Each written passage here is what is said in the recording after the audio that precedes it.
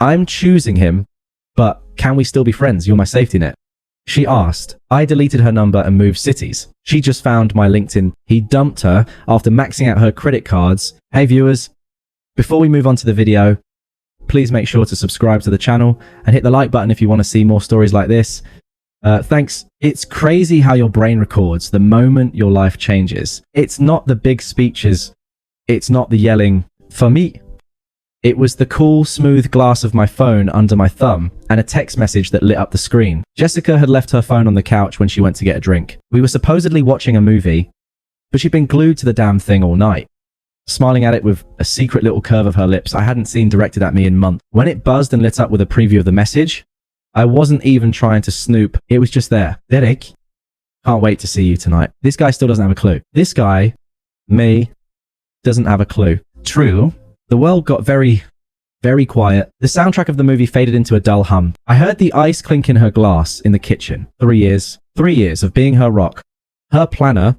Her safe harbor. When she was stressed about work, I was the one who meal prepped, so she wouldn't live on coffee. When she had the flu, I slept on the floor next to the bed because I was terrified she'd choke in her sleep. I love being that for her. It felt like my purpose. And now I was this guy. She came back humming some tune I didn't recognize and picked up her phone. She saw the notification. I saw the tiny, almost imperceptible flinch in her shoulders before she mastered herself and cleared it. The mask was back on. I picked up the remote and muted the movie. The silence was heavy. Who's Derek? I asked. My voice was calm. Deadcom.calm. She actually tried to laugh. It was a brittle, ugly sound. What?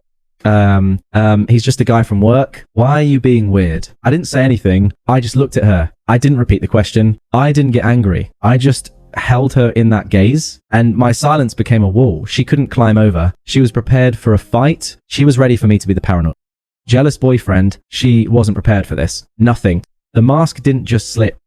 It shattered. Fine. Okay. You want to know? She snapped, standing up and putting the couch between us like I was a threat. I've met someone. His name is Derek. I stayed seated. Inside, I felt something vital breaking apart. But the process was clean. Surgical. It was the sound of locks disengaging. It just happened. She said, the words spilling out now with a frantic, almost excited energy, like she'd been dying to tell me. He's different. Alex, he's exciting. He has this energy. He sees me. He makes me feel alive. I let the cliche hang in the air between us. I let it rot. I see you. I said, my voice still low. And even, I see you every day. Nope. Not like that. She said, waving a hand dismissively at me, at our apartment, at our entire life together. Not like this. You and I, we're just comfortable. It's like we're roommates. Derek, he's an adventure. I nodded slowly, as if she'd just explained a complex business problem. I stood up. The movement was deliberate. Final. Okay. Her eyes widened. Okay. That's all you have to say. You should be with him. I turned and walked toward our bedroom. I needed a bag. I needed to think. The plan was already forming in the cool, quiet ruins of my mind. Wait, she yelled, scrambling after me. The confusion in her voice was palpable. This wasn't the script. Alex, it doesn't have to be the end for us. My hand was on the bedroom doorknob. I stopped, but didn't turn. You're my best friend, she pleaded, her voice softening into a manipulative coo. You're my safety net. I can't imagine my life without you in it. Just in a different way. Safety net. The word didn't hurt. It was like a key turning the last lock. Every sacrifice, every moment of support, every single time I had been there, it all shrunk down into that one pathetic term. I wasn't a person. I was a function, a utility, an insurance policy against her own bad decisions. I finally turned and looked at her, and I felt it. Nothing. No love. No hate. Not pain.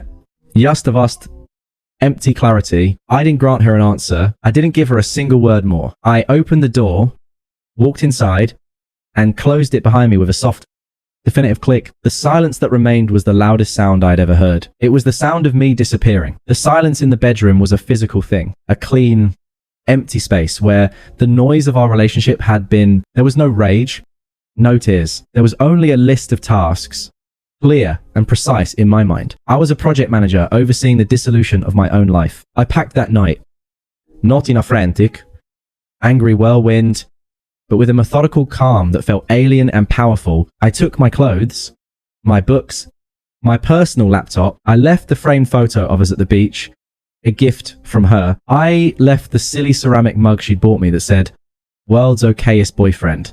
I left every trace of the man she thought I was. The comfortable, reliable fixture right there in that apartment, like a shed skin. I didn't write a note. What was there to say? Good luck with your adventure. She'd see that as sarcasm. I'll miss you.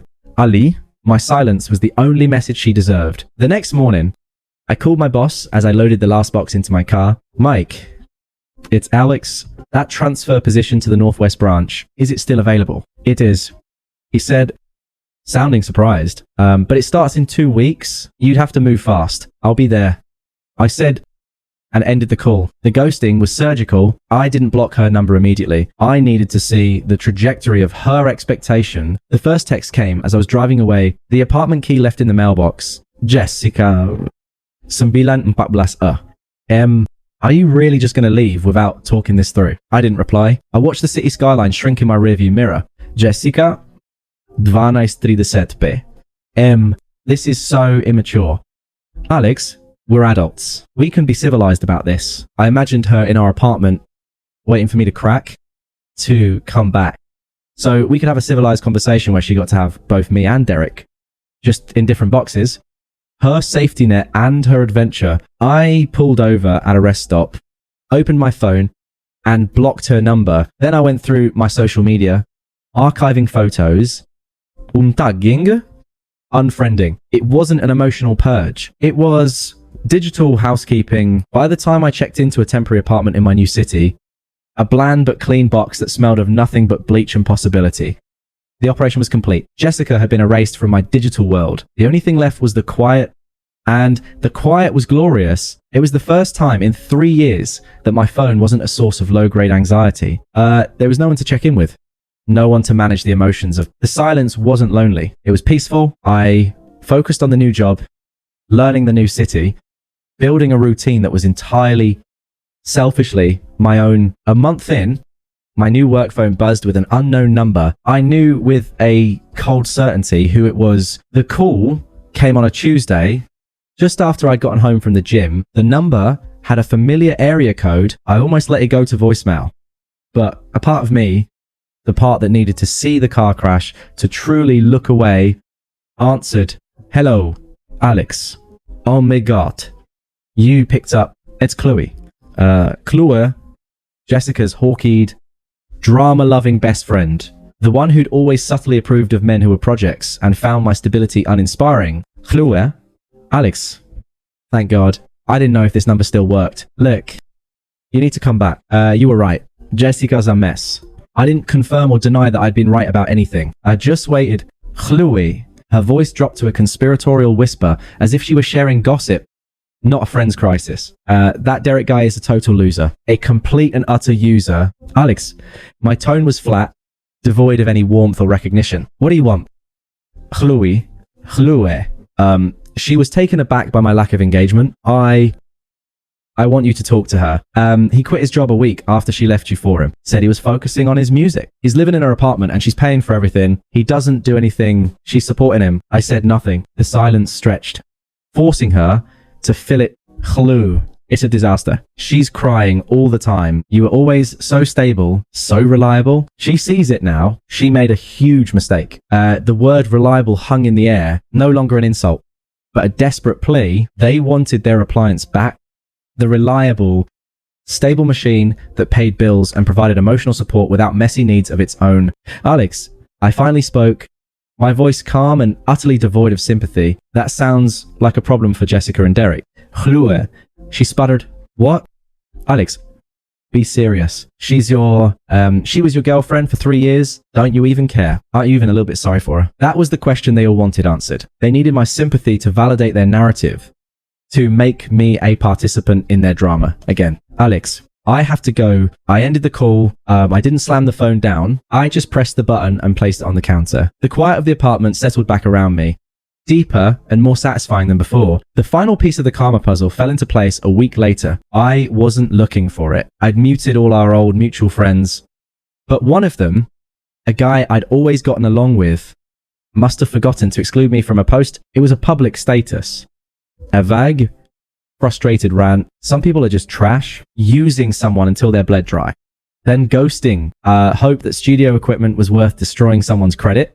You deadbeat. There were a few comments of support, but one stood out from another friend. I can't believe Jessica let him max out her cards. She's literally ruined. So there it was. The adventure had a price tag, and it was everything she had. The safety net was gone, and the freefall had begun. I closed the app, made myself dinner, and didn't think about her again for a long time. The unraveling was complete, and it had nothing to do with me. I was just a spectator now, and a profoundly uninterested one at that. The peace of my new life was a fortress, and Jessica's attempts to breach it were like faint, distant noises against thick walls. I'd built something solid, a promotion at work, a nicer apartment with a view of the city lights, a circle of friends who knew me only as Alex, not as Jessica's ex. I was happy, genuinely, uncomplicatedly happy, and that, I would later realize, was the one outcome she had never anticipated. The first attempt was a text from a number I didn't recognize, but the area code was a dead giveaway. Unknown number, 1123p. Alex, it's me. I know you don't want to hear from me, but I can't stop thinking about you. I made the biggest mistake of my life. I miss you, please. It was the safety net play, the gentle tug on the leash to see if I was still tied to the post. The message was all about her mistakes, her feelings, her need. There was no, how are you? No. I hope you're well. Just a demand for my attention to soothe her regret. I read it once, felt a flicker of nothing, and blocked the number. It took less than 3 seconds. Weeks passed. The second attempt was an email sent to my old personal address. I still check for subscriptions. The subject line was just, please, Alex, I'm in real trouble. Derek is gone. He took everything. He maxed out my cards on studio equipment and then just vanished. I'm going to lose my apartment. I have no one. You were the only good thing in my life. I'm so sorry. Please. I need you. This was the emergency play. It was more desperate, laying out the facts of her ruin, trying to appeal to my protector instinct. It was the same tactic as before. I need you. But now, with higher stakes, she was no longer just lonely. She was drowning. And she still believed, with every fiber of her being, that it was my job to jump in and save her. I didn't reply. I didn't feel anger or satisfaction. I felt a mild annoyance. Like seeing a spam email from a prince in Nigeria. I marked it as spam. The third attempt was a voicemail. She must have dug up my new work number from the company directory. My office phone lit up with an extension I didn't recognize, and I let it go to voicemail. An hour later, I pressed play. The voice on the other end wasn't sad or pleading anymore. It was sharp, brittle, laced with tears of pure fury. I can't believe you're ignoring me after everything we had. 3 years. Alex, I'm drowning here, and you're just, too good for me now. I see you updated your LinkedIn, Mr.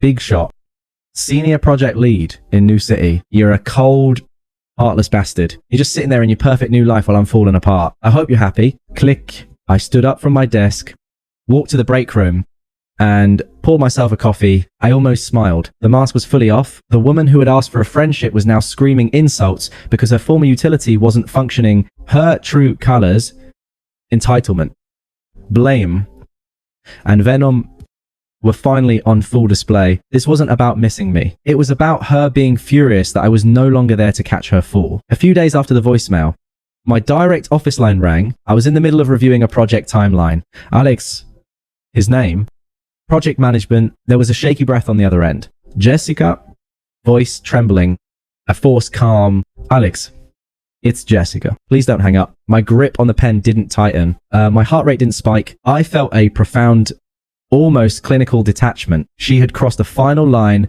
by invading my professional space. Alex, my tone was polite, identical to how I'd answer any unknown caller. How did you get this number? Jessica, I called the main line and said I was a client from your old branch. I had to talk to you. I'm so lost without you. He ruined me.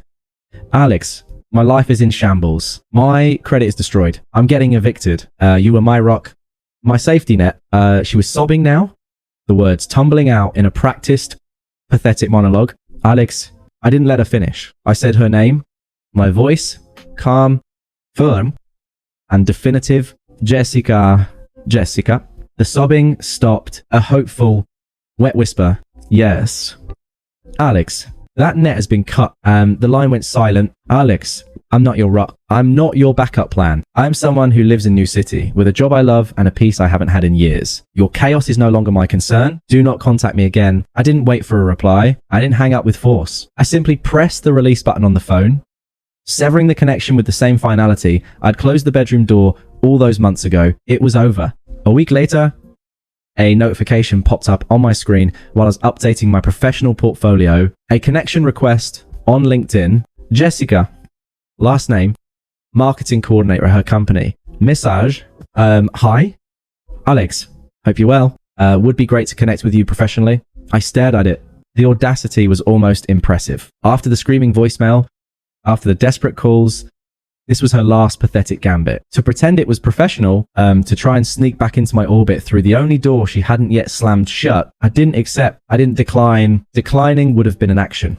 A recognition of her existence. I simply left the request in perpetual pending status, a digital monument to her irrelevance. I leaned back in my chair, looking out the window of my apartment at the sparkling skyline of my city. My city. I thought about the dinner plans I had that night with a woman from my rock climbing gym. Smart, funny, and fiercely independent. I thought about the project my team had just nailed. I thought about the quiet of my home, a silence that was full and warm. I felt nothing for Jessica. No hatred, no pity, no lingering affection, not even a sense of victory. She was a closed chapter in a book I was no longer reading. The ultimate victory wasn't in rejecting her. It was in the genuine, complete, and utter indifference that had taken root in the space she once occupied. She was gone, and I was finally and completely free. Thanks for watching. Make sure to subscribe to the channel and hit the like button. What do you think about this story? Share it in the comments.